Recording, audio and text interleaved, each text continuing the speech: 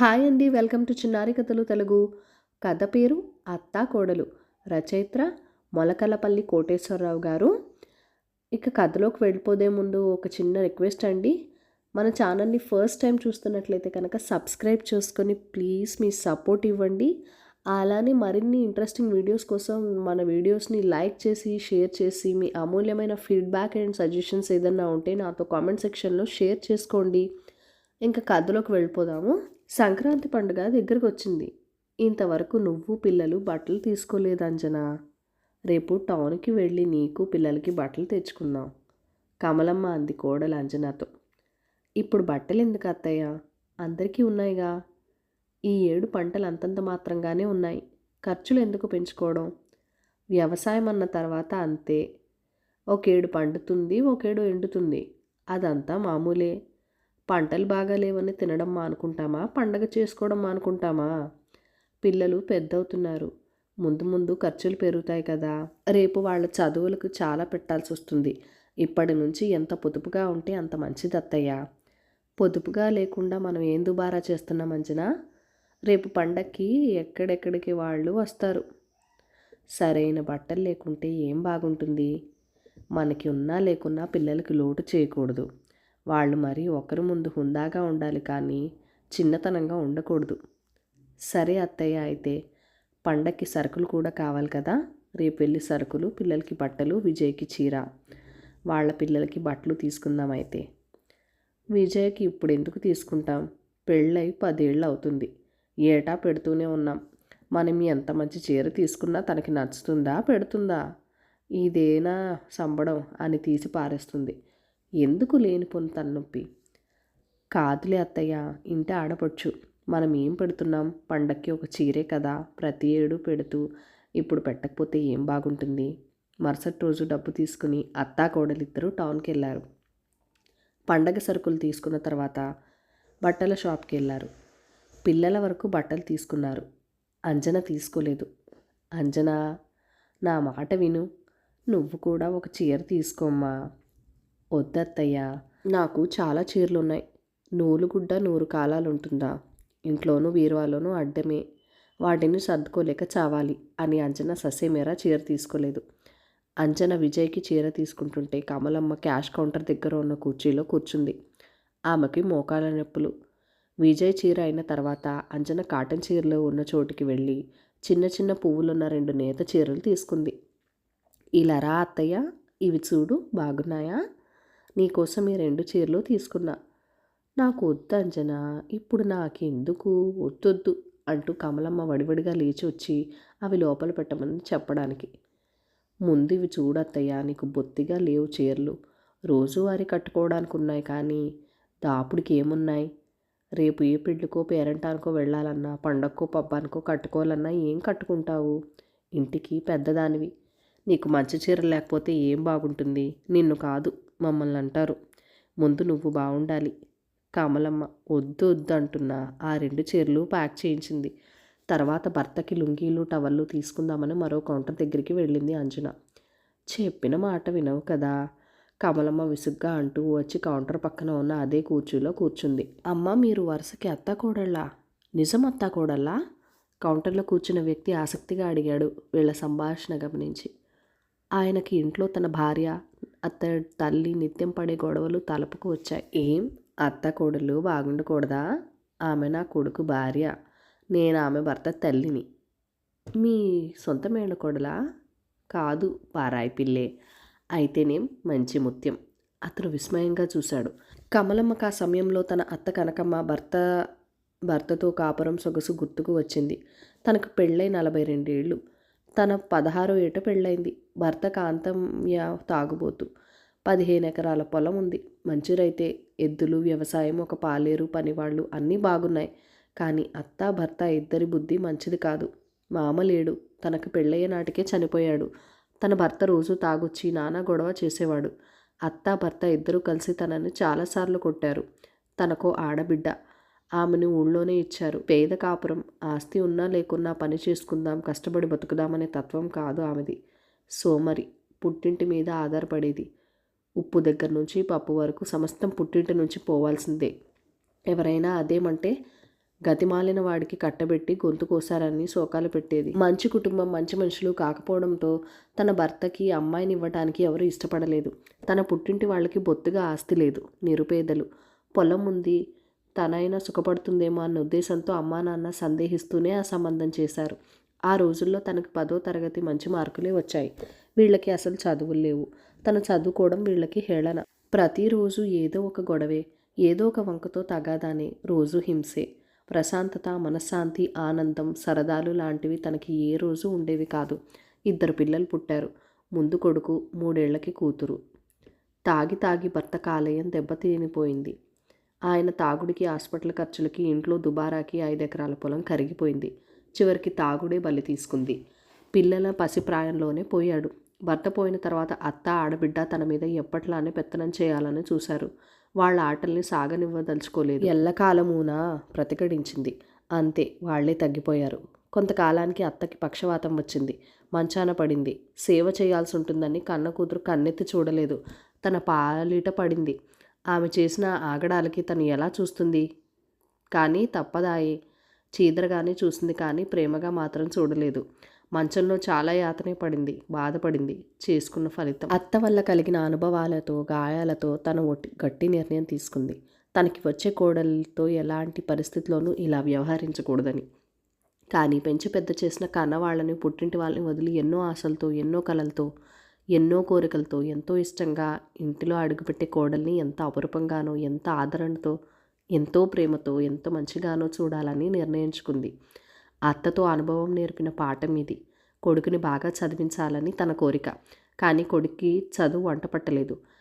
Inter 2 సార్లు fail అయ్యాడు. ఇక చదువుకోడని పొలం పనిలోకి దిగాడు. ట్రాక్టర్ నేర్చుకున్నాడు. బ్యాంకు లోన్తో కొత్త ట్రాక్టర్ తెచ్చుకున్నాడు. తమ పొలంతో పాటు మరికొంత పొలం కౌలుకి తీసుకుని సాగు చేసుకుంటున్నాడు. కూతురు విజయ ఎంఎస్సి చదువుకుంది. కొడుకు తన మాట మీరడు. తను ఎంత చెబితే అంతే. ముందు కొడుక్కి పెళ్లి చేయాలని భావించింది. సంబంధాలు వస్తున్నాయి. పొరుగురు పమిడివాడు. ఆ ఊరు నుంచి అంజన వాళ్ళ సంబంధం వచ్చింది. బాగా బతికి చెడ్డిన కుటుంబం. తండ్రి లేడు. అమ్మాయి చదువుకుంది. మంచి పుట్టుక, మంచి కుటుంబం. ఎంత మంచి అమ్మాయి అని తెలిసిన వాళ్ళు చాలామంది చెప్పారు. కొడుక్కి పెళ్లి చేసింది. అంజన కోడలైంది. అందరూ చెప్పినట్టే నిజంగానే చాలా మంచి అమ్మాయి. కొడుక్కి పెళ్ళైన ఏడాదికి కూతురు విజయ్కి కూడా పెళ్ళైంది. విజయ్కి ఆ మనువు మాట్లాడింది అంజనానే. వాళ్ళ ఊరు, వాళ్ళ బంధువుల కుర్రాడు. చాలా కట్నం అడిగారు. అంత ఇవ్వడానికి తను, కొడుకు ఇద్దరూ ఆసక్తి చూపలేదు. అంజన పట్టుపట్టింది. తమకి 10 ఎకరాల పొలం ఉంది. 4 ఎకరాల పొలం, 4 లక్షల డబ్బు, 25 సవరాల బంగారం కట్నంగా ఇచ్చారు. ఆస్తిలో సగానికి పైగానే. అంత ఇవ్వడానికి తనకిష్టం లేదు.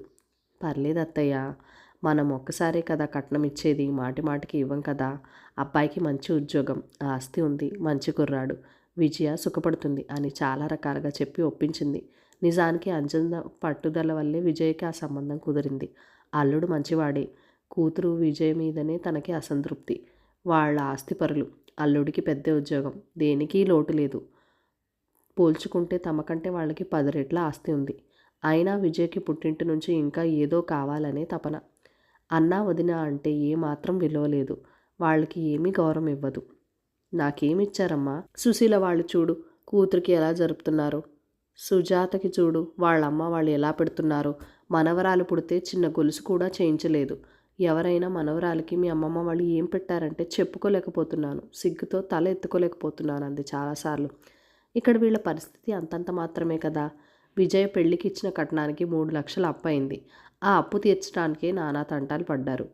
పండినా పండకపోయినా తనకి ఇచ్చిన పొలానికి కౌలు డబ్బులు నిక్కచ్చిగా వసూలు చేసుకుంటుంది విజయ. ₹1 తగ్గించుకోదు. అంజనది మంచి స్వభావం, సర్దుకుపోయే మనిషి. మనసులో కుళ్ళు, కుతంత్రం, కపటం, ద్వేషం, పంతం, పట్టింపు లాంటివి అస్సలే ఉండవు. అలా ఉండబట్టే 10 ఏళ్లుగా కుటుంబం సాఫీగా సాగిపోవడం, ఆనందంగా గడిచిపోవడం. రోజు రోజుకి తమ ఇద్దరి మధ్య ప్రేమాభిమానాలు పెరుగుతున్నాయే కానీ తరగడం లేదు. తగవులు లేవు. కొనడం అయిందా అత్తయ్య? ఇక వెళ్దామా? అంజన క్యాష్ కౌంటర్లో డబ్బులు చెల్లిస్తూ అంది. అంజన మాటలతో ఆలోచన నుంచి బయటపడింది కమలమ్మ. ఇద్దరు బట్టల సంచులు తీసుకుని బయటికి వచ్చి ఆటో ఎక్కారు. అల్లుడు వాళ్ళ ఊరు పమిడిపాముడిలో సంక్రాంతి పండుగ బాగా జరుపుతారు. సంక్రాంతి సరదాల సంబరాల పేరుతో మహిళలకు, యువకులకు, పిల్లలకు ఎన్నో రకాల పోటీలు, సాంస్కృతిక కార్యక్రమాలు ఉంటాయి. పండక్కి దూర ప్రాంతాల్లో ఉన్న వాళ్ళు కూడా వీలైనంత వరకు తప్పనిసరిగా వస్తారు. కమలమ్మ అల్లుడు కూతురు పిల్లలు పండక్కి వచ్చారు. వాళ్ళ ఊళ్ళో ఒకరోజు ఉండి మరుసటి రోజు ఉదయమే విజయ పిల్లల్ని తీసుకుని పుట్టింటికి వచ్చింది. అంజన ఆడబిడ్డని పిల్లల్ని ఆప్యాయంగా ఆహ్వానించింది, ఆదరంగా మాట్లాడింది. విజయ్ కొద్దిసేపు కూర్చొని ఇరుగు పొరుగుని స్నేహితుల్ని పలకరించడానికి బయటికి వెళ్ళిపోయింది. మధ్యాహ్నానికి వచ్చి తిని పడుకుంది. అంజన గారెలు, పిల్లలు కోరిన టిఫిన్లు ఏవేవో చేసి పెట్టింది. విజయ నిద్ర లేచిన తర్వాత అంజన టిఫిన్ పెట్టి టీ ఇచ్చింది. గుడి దగ్గర ఆడవాళ్ళు కోలాటం వేస్తున్నారు విజయ, వెళ్ళొద్దామా? అంజన అడిగింది. ఛా, కోలాటం చూసేదేమిటి, నేను రాను. అంజన పొరిగింట ఆమెతో కలిసి కోలాటానికి వెళ్ళింది. కమలమ్మ కూతురు కొద్దిసేపు కబుర్లు చెప్పుకున్నారు. ఇవిగో విజయ, నీకు చీర, పిల్లలకి బట్టలు అంజన తెచ్చింది. కమలమ్మ తెచ్చిన బట్టల సంచి తీసుకుని విజయ చీర మడతలు విప్పి చూసింది. ఛీ, ఈ చీర ఖరీదు ఎంతమ్మా? ఏమో నాకు తెలీదు విజయ. ఏం చీరమ్మా ఇది? మా పని మనిషి కూడా ఇలాంటి చీర కట్టదు. ఇది నాకొద్దు. వదిన తెచ్చుకున్న చీర ఏది? తను ఏ చీర తెచ్చుకుంటే నీకెందుకు విజయ? తన డబ్బులు తనిష్టం. పెళ్ళై 10 ఏళ్ళైన తర్వాత కూడా నీకు చీర పెట్టాలని ఏం లేదు. ఏదో గౌరవంగా పెట్టేదానికి చాచి అంటే ఎలా? కమలమ్మ కోపంగా అని అంట్లు తోముకోవడానికి దొడ్లోకి వెళ్ళిపోయింది. విజయ టీవీ చూస్తూ కూర్చుంది. అంట్ల పని ముగించుకుని వచ్చిన కమలమ్మతో అంది విజయ. పండక్కి ఏం పిండి వంటలు చేస్తున్నారమ్మా? మీ అల్లుడికి నేతి అరిసెలంటే చాలా ఇష్టం. మీ మనవరాలకి ఏమో లడ్లు కావాలంటుంది. మనవడేమో సున్నుండలు, కజ్జికాయలు ఇష్టపడతాడు. ఆ స్వీట్లతో పాటు సన్న కారపూస కూడా చెయ్యమ్మా. కొద్దిగా ఎక్కువే చెయ్యి. మా అమ్మమ్మ పంపిందని పిల్లలు 10 రోజుల పాటు తింటారు. నాకు అన్నీ చేసి ఓపిక లేదమ్మా. ఏదైనా ఒకటి చెప్పు చేస్తా. అసలు ఏం చెయ్యొద్దులే. ఎందుకు లేనిపోని చాకరీ? కూతురికి చేసి పెట్టడానికి ఏడ్చే తల్లిని నిన్నే చూస్తున్నాను. అందరు తల్లులు అక్కడికి ముందే ఎంత ఇష్టంగా చేసి పెడతారు పిల్లలకి. నేను నోరు తెరిచి అడిగినా చెయ్యను అంటున్నావు. డబ్బు పాడేస్తే మాకు సిటీలో దొరకవా ఏమిటి? దొరికితే కొనుక్కోండి విజయ. ఎవరు వద్దన్నారు? అడగడం ఎందుకు, చేయలేదని నిష్ఠూరాలు ఆడడం ఎందుకు? ఇప్పుడు ఎవరు నిష్ఠూరపోయారు? నిష్ఠూరంగా ఏమిటి? ఎవరి కాపురాలు వాళ్ళవయ్యాయి, ఎవరి తంటాలు వాళ్ళు పడుతున్నారు. మీ అన్నయ్య సంపాదనతో ఇల్లు జరిగేదే కష్టం. మీ ఆయనలాగా వాడికి ఏమైనా ఉద్యోగమా? కావాలంటే డబ్బులు ఇవ్వనా ఏంటి? మాకెందుకు ఊరక? నువ్వు డబ్బులు ఇవ్వడం, మేము చేసి పెట్టడం ఎందుకు ఇదంతా? సిటీలోనే కొనుక్కోండి నిర్మొహమాటంగా అంది కమలమ్మ. నాకు చేసి పెడితే కోడలు ఏమైనా అంటుందని భయపడుతున్నావా? లేకపోతే ఆవిడ గారి మీద ప్రేమ ఒలికిపోతుందా? నీకు కన్న కూతురు కంటే పరాయి వాళ్ళ కూతురే ఎక్కువైపోయింది మరి. పరాయి వాళ్ళ కూతురు అయితే ఏంటట? నేను ఈ ఇంటి కోడల్ని, అంజన ఈ ఈ ఇంటి కోడలే. ఆడపిల్లకి పెళ్ళైన తర్వాత ఇక ఆడపిల్లనే కానీ ఈడపిల్ల కాదు. మెట్టిళ్ళు వాళ్ళ ఇల్లు, పుట్టిల్లే పరాయి. రేపు నా ముసలితనంలోనూ ఒకవేళ మంచాన పడితే నా కంచంలో కూడు పడేసేది అంజననే కానీ నువ్వు కాదు. నువ్వు ఎప్పుడైనా చుట్టపు చూపుగా వచ్చి పలకరించి పోతావేమో. ఊర్లోనే ఉన్న మీ మేనత్త కన్న తల్లిని ఏం చూసింది? రేపు నువ్వు అంతే. అందుకే అన్నమాట కోడలంటే అంత తీపి కావడం. తీపి కాక కోడలంటే ద్వేషం ఉండాలా? తగాదా పడుతూ ఉండాలా? మా అత్త మాదిరిగానే ఎడమొహం పొడమొహంతో ఉండాలా అని ఇద్దరికీ మంచిది కాదు. ఇద్దరికీ మనశ్శాంతి ఉండదు. తల్లి భార్య తగాదాలతో బయటికి వెళ్ళే మగాడు ఎలా ఆనందంగా ఉండగలడు? నిశ్చితంగా పనులు ఎలా చక్కబెట్టుకోగలడు? అత్త కోడలి ఎంత సఖ్యతతో ఉంటే ఆ కాపురం అంత బాగుంటుంది. ప్రేమ, అభిమానం, ఆప్యాయత, ఆదరణ ఇచ్చి పుచ్చుకునేవి. నీకు కూతురిగా ఏ లోటు చేయలేదు కదా. మీ ఆయనకి నెలకి లక్షలకు పైగా జీతం. మీ అన్నయ్యకి ఏడాదికి కూడా అంత సంపాదన లేదు. నువ్వు పుట్టింటి నుంచి ఇంకా ఆశించడం మంచిది కాదు విజయ. మాటల్లోనే విజయ భర్త నుంచి ఫోన్ వచ్చింది. వెంటనే పిల్లల్ని తీసుకురమ్మని. అక్కడ పిల్లలకి పోటీలు ఏవో ఉన్నాయని. నేను వెళ్తున్నా, మళ్ళీ వస్తాలే, లేకపోతే లేదు. విజయ్ పిల్లల్ని తీసుకుని విసురుగా వెళ్ళిపోయింది. విజయ మరుసటి రోజు తప్పకుండా వస్తుందని కమలమ్మకి తెలుసు. కోలాటం దగ్గర నుంచి అంజన వచ్చింది. విజయదత్తయ్య వాళ్ళ ఊరు వెళ్ళింది. అదేంటి ఉండమనలేకపోయావా? వాళ్ళ ఆయన ఫోన్ చేశాడు, వెళ్ళింది. పిల్లలకి ఏవో పోటీలు పెట్టారంట. బియ్యం నానిపోయాయి అంజన. పిండి కొట్టించి అరిసెలు చేసుకుందాం. విజయ్ కూడా తీసుకుపోతుంది. అలాగే అత్తయ్య, నేను కూడా కాసేపు కోలాటం కాడికి పోయి చూసొస్తా అంటూ కమలమ్మ బయలుదేరింది. అంజన ఉందా పిన్ని అంటూ సురేఖ బయట వాకిట్లో కమలమ్మకి ఎదురొచ్చింది. ఉంది రేఖ, తిరుపతి నుంచి ఎప్పుడొచ్చారు? అందరూ బాగున్నారా? సురేఖ నవ్వుతూ జవాబు చెప్పింది. అంజన సురేఖ స్నేహితురాలు, ఒకే ఊరు. సురేఖ ఆ ఊరు కోడలే. భర్తకి తిరుపతిలో ఉద్యోగం. కమలమ్మ కోలాటం దగ్గరికి వెళ్ళి అక్కడ చాలాసేపు నిలబడి చూసి వచ్చింది. మోకాల నొప్పులు మనిషి కావడంతో వచ్చి రావడంతోనే పంచాన ఉన్న మంచం మీద కూర్చుంది. లోపల నుంచి మాటలు వినపడుతున్నాయి. కొన్ని మాటల తర్వాత అంజన మాటలు కమలమ్మ చెవిన పడ్డాయి.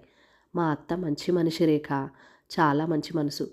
పైసా కట్నం తేవకపోయినా, పుట్టింటి పెట్టిపోతలు లేకపోయినా నన్ను ఎంతో బాగా, నిజం చెప్పాలంటే కూతురి కంటే మిన్నగా చూస్తుంది. ఏ జన్మలోనో ఎంత పుణ్యం చేసుకున్నానో ఇంత మంచి కుటుంబంలోకి వచ్చాను.